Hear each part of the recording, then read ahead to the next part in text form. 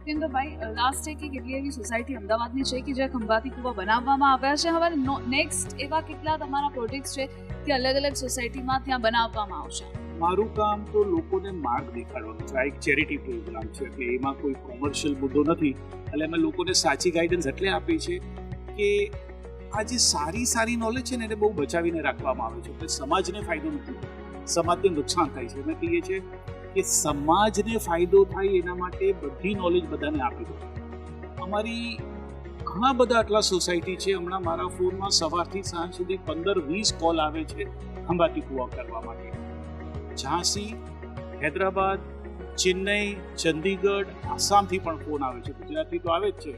એટલે આખું ભારત જાગી રહ્યું છે. ખૂબ આનંદની વાત છે કે આખા ભારતમાં લોકોને તો લાગે જ છે કે ભાઈ આ વરસાદનું પાણી જમીનમાં ઉતારીને અમારે સારા થવું છે અને જમીનને સારી કરવી છે. એટલે અમે તો જ્યાં કહીએ અમે ત્યાં પહોંચી જઈએ છીએ, મદદ કરીએ છીએ.